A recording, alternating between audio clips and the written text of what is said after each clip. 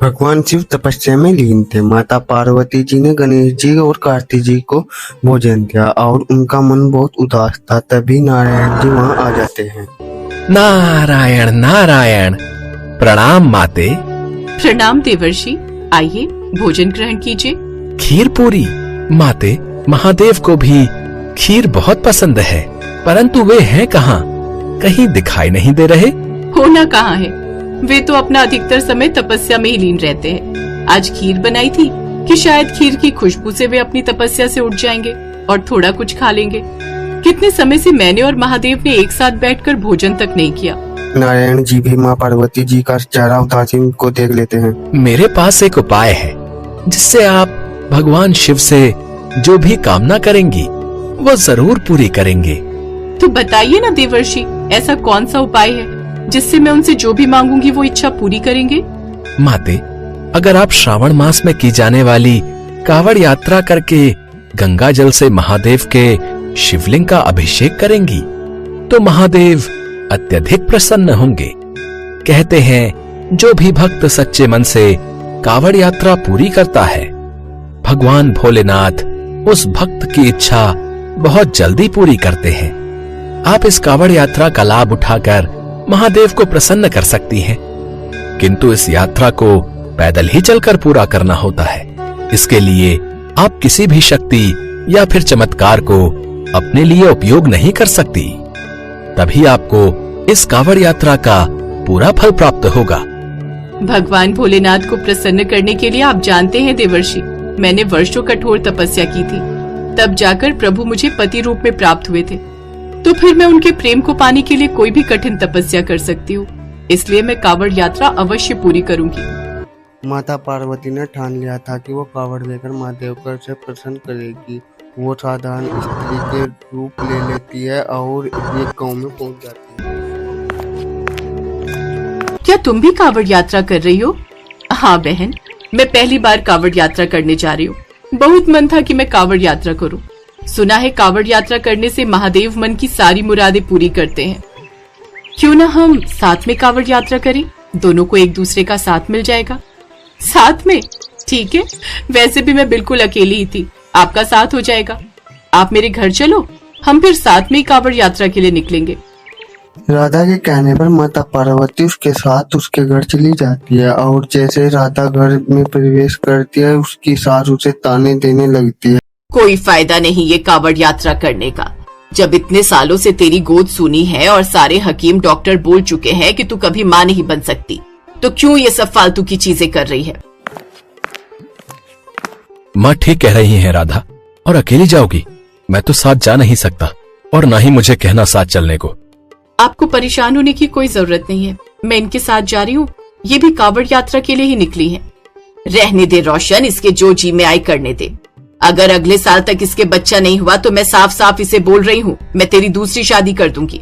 जा अब तुझे जिस भी यात्रा पर जाना है। राधा की आंखों में आंसू आ जाते हैं। उसके बाद राधा माँ पार्वती अपनी अपनी कावड़ लेकर यात्रा पर निकल पड़ती है। राधा को क्या मालूम था वो कितनी सौभाग्यशाली है, उसने कितने पुण्य कर्म किए हैं जो आज स्वयं माँ पार्वती के साथ कावड़ यात्रा जा रही है।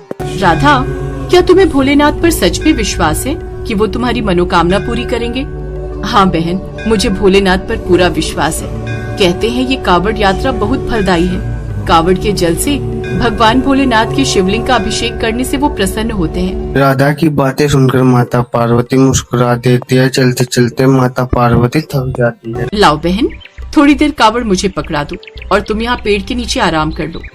राधा, तुम भी तो थक गई हो, तुम आराम नहीं करोगी?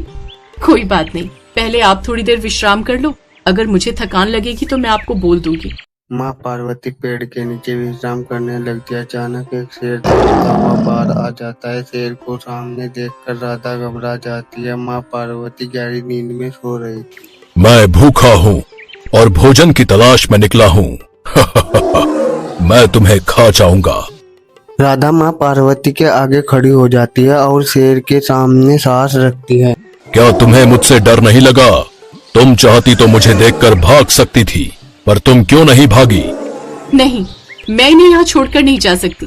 तुम्हें अगर खाना है तो मुझे खा लो, पर इन्हें छोड़ दो। ऐसा तो कोई भी नहीं करता।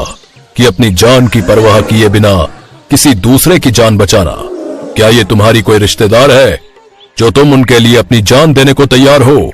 हाँ, इनका मेरे से इंसानियत का रिश्ता है और इस रिश्ते के नाते मैं उनकी जान की रक्षा कर रही हूँ। तुम्हारी बातें सुनकर मैं बहुत आश्चर्यचकित हूँ। तुम बहुत नेक दिल हो, इसलिए मैं वापस जा रहा हूँ। तुम्हें मेरे से डरने की कोई जरूरत नहीं।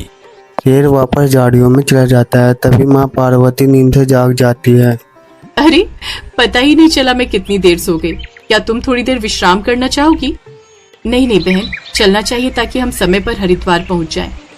उसी पश्चात माँ पार्वती राधा के साथ गंगा जल भरकर वापस गांव लौट आती है। पार्वती राधा के साथ शिवलिंग की पूजा करती है। तभी शिवलिंग से महादेव प्रकट हो जाते हैं। महादेव को देखकर माँ पार्वती मुस्कुरा देती। पार्वती, तुम और यहाँ पृथ्वी लोक पर, मैं तो तुम्हें कैलाश पर ढूंढ रहा था। फिर मुझे पता चला कि तुम कावड़ भरने गई हो। माँ पार्वती? मतलब आप साक्षात माँ पार्वती हो? माँ पार्वती अपने साक्षात रूप में आ जाती है। हाँ राधा, मैं धरती लोक पर कावड़ यात्रा के लिए आई थी और तुमने उसमें मेरी बहुत सहायता की। महादेव, राधा बहुत अच्छी है। इसे आशीर्वाद दीजिए कि इसे शीघ्र ही संतान की प्राप्ति हो। मैं जानता हूँ देवी पार्वती, राधा ने हर कदम पर अच्छाई का प्रमाण दिया है। मैंने ही शेर का रूप धारण करके राधा की परीक्षा ली थी।